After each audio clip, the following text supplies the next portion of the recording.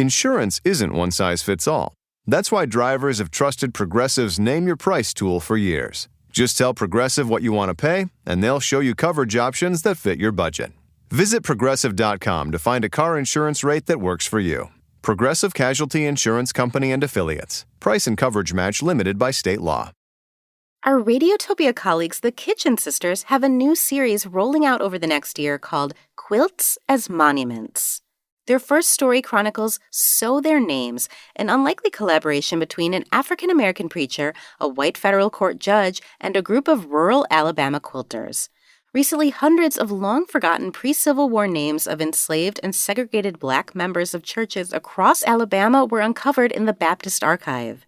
The Sew Their Names project is bringing people together across the state to embroider, memorialize, and bring these names alive on quilts. When I went to working on the quilt, I said, now these people can speak out amongst what I'm doing.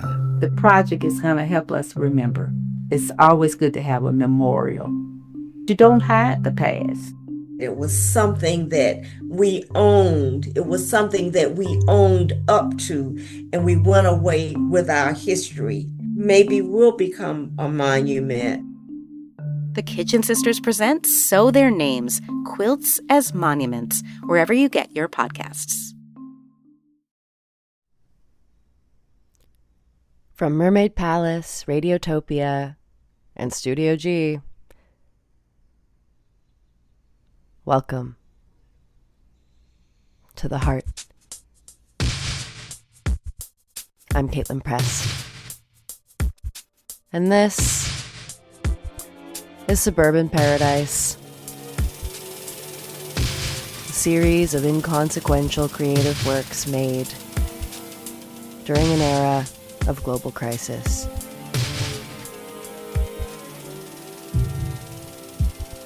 They are made in honor of the radio, with segments and slice of life type of content.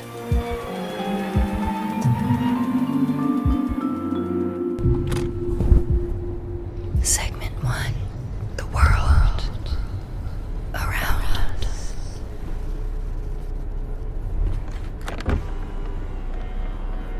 Can you guess where I am?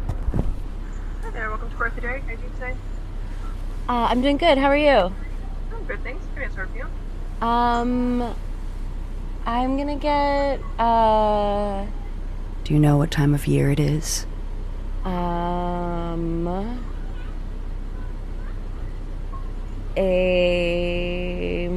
me just look at the flavors one sec.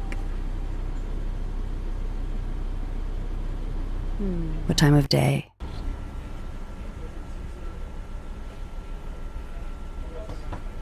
Hi there. So it's just the tub, the cream, and the baby cup? Yeah. Awesome. It's $20.62 in total. Okay. You can tap at the back there. Awesome. There you are. Thank you.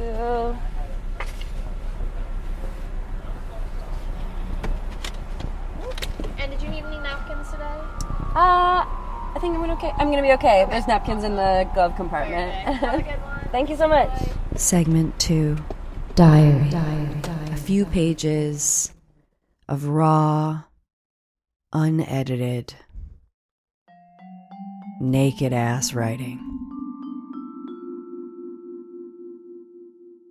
June 1st, Sunday, 2025. Jim Carey as new guru. Hopes for the day include doing Channy Nicholas breakthrough and to creatively answer the question of how to become more secure. This tiny book is more appealing for pages because the manageable size. The ladybug card that I pulled yesterday tells me to appreciate all of the blessings. Write without writing. Write without thinking. Write with the heart. How to write with the heart. How to rest on the page. How to quiet the mind. The card I pulled is a picture of a woman, beheaded. She drinks the blood of her beheading. It symbolizes a version of the warrior goddess that...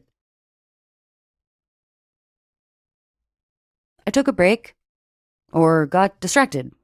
I sent Harry the first few minutes of... This is probably hours later. I sent Harry the first few minutes of Man on the Moon, Jim Carrey's performance of another comedian, directed by the guy who did Amadeus, the film about Mozart and Salière, the one that my dad definitely had on VHS and that we watched many, many times growing up. The director did Amadeus and something else famous. Jim Carrey said things that made me feel like I was on the right path. The card with the beheaded woman says that part of this next era, what is quintessential about it, is that it won't make sense. And I won't know what is happening. I won't really be able to put words to it or orient myself in it. These messages keep coming. With my heart, I write that Jim Carrey is my new hero. With my heart, I write that God is my new boyfriend. With my heart, I repeat Jim's words. There are periods where we're in a loving place and periods where we're in an unloving place. Today, I will lovingly make mac and cheese. I will lovingly paint my dreams. Julia Cameron talks about the pages being a place where I can admit what's not okay about my life. The honest answers to the question, how are you doing? This film about Andy Kaufman, watching Robin Williams, watching Jim Carrey. Let this week be the week of madness. You're listening to this podcast, so you've got a curious mind. Here's a helpful fact. Drivers who switch and save with Progressive save over $900 on average. Visit Progressive.com to see if you could save on car insurance. Progressive Casualty Insurance Company and Affiliates. National average 12-month savings of $946 by new customers surveyed who saved with Progressive between June 2024 and May 2025. Potential savings will vary. Sneaky bonus second diary entry. I'm calling this the June trilogy. I actually was successful at writing in my diary every single day for 3 days in a row. For all the morning pagers out there. June 2nd, Monday. The 40-part motet is closed, and my new favorite cafe closes at 4 instead of 6 today. I'm watching the director's cut of Amadeus. I didn't start the day with Agnes Varda, like I imagined I might for a moment. Last night I prayed with tears in my eyes, tears bleeding down my cheeks, for God to give me the strength, the focus, the drive, the single-mindedness to finish my arts. I wanted to work the way that I see Mozart working, writing all day long, racing with the time that he has on this earth to get the work out of his mind and onto the paper. The collaboration and battle of taking what is perfect in the mind and seeing what imperfect miracle emerges when the mind and the material world give birth. I prayed to God, weeping, to free me of my bitterness. Watching Salière in the film transcribe Mozart's Requiem in the final scene, he speaks of the eternal fire of resentment. So, now, confutatus maledictus, Ocer confounded, flammis acribis addictus. How would you translate that? Consigned to flames of woe.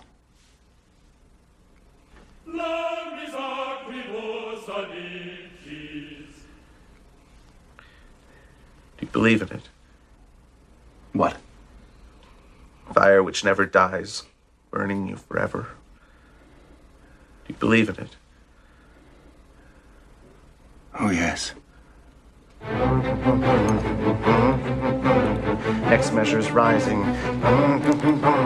And suddenly I'm remembering a conversation with Scott Carrier by the church in Kilfinnan, sitting on the wooden fence by the cemetery in the afternoon.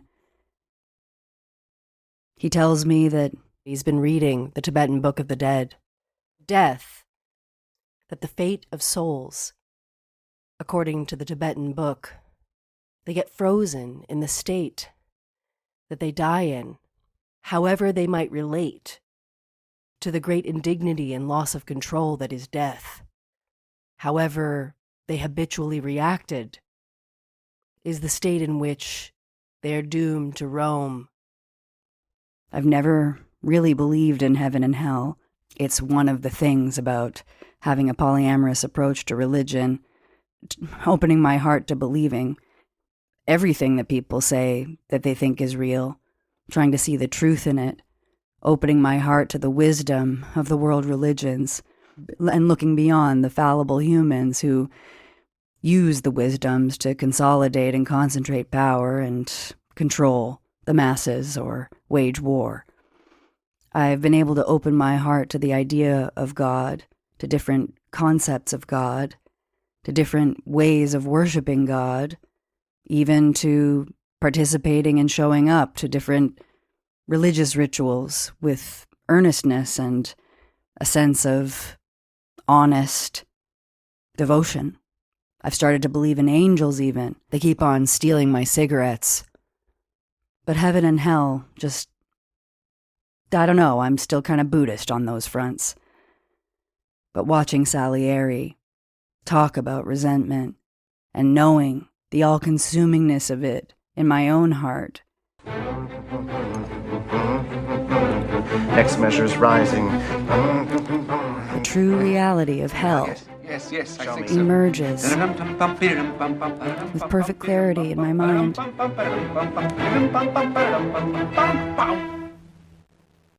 And suddenly, Christ's gift becomes blatantly apparent to me. Forgiveness is perfect, absolute. In this exact moment in which I'm writing these words, Christ's gift becomes blatantly apparent to me. The TV. I heard the music of true forgiveness. Amadeus, the director's cut. Salière Conferring on all who is saying forgiveness perfect absolution. is perfect absolution. Conferring on all who sat there. I cannot believe these words are the words that are coming from the TV right now in this moment. But back on the topic, suddenly Christ's gift becomes blatantly apparent to me. To forgive, it's freedom. Also so happens to be the possible end of all violence. If we were to forget vengeance, if we were to forget justice, and yet sometimes out of love, we must stand in the way, mustn't we? We must stand in the way of greed, of the will to harm, without judging somehow, without condemning, without feeling wronged, without feeling better than. I wonder if we go on for eternity the same way that we live. I wonder if life in this form is nothing more than an opportunity to change the rhythm of our hearts.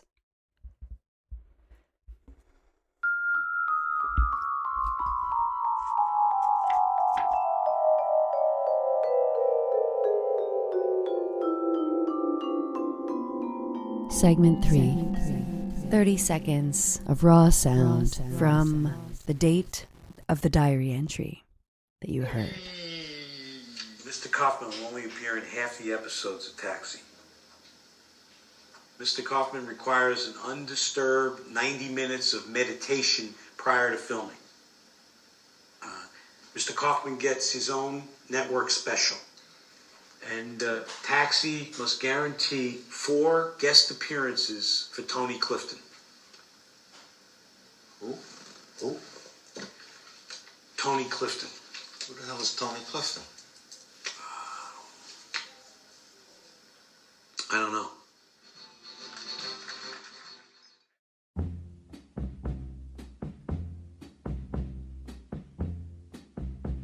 Follow me on Instagram at Caitlin Prest. Donate to the Unemployed Philosophers Guild, of which I am a member. This has been part 1 and part 2 of the June 2025 trilogy. Part 3 will come in July, because that's how I do time these days. Highly recommend. June, July, whatever. Scott Carey, the man who was sitting on the fence with me by the cemetery outside an Irish church, talking about the Tibetan Book of the Dead, is a real person, a radio legend, and he has what we call in radio a show. What other people might call a podcast. It's called Home of the Brave. Kilfinnan is the Irish town mentioned in the diary, the home of the cemetery fence, and also an incredible audio festival called Hearsay.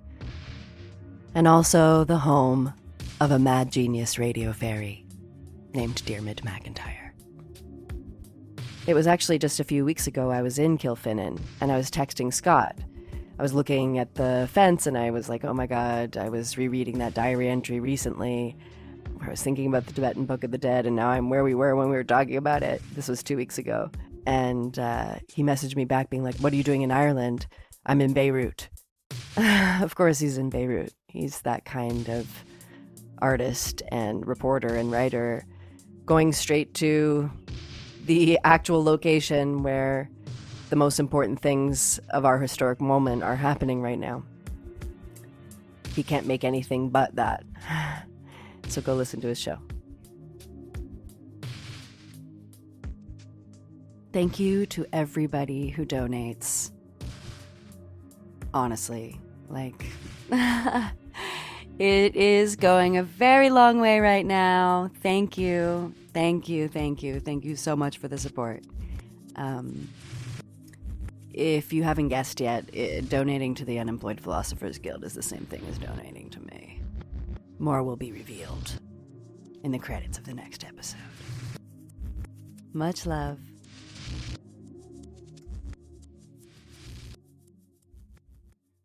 This show is supported by Odoo.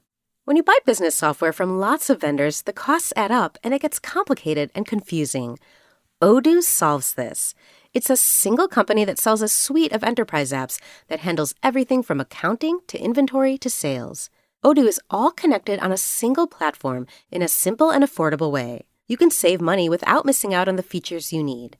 Check out Odoo at odoo.com. That's odoo.com. Radiotopia.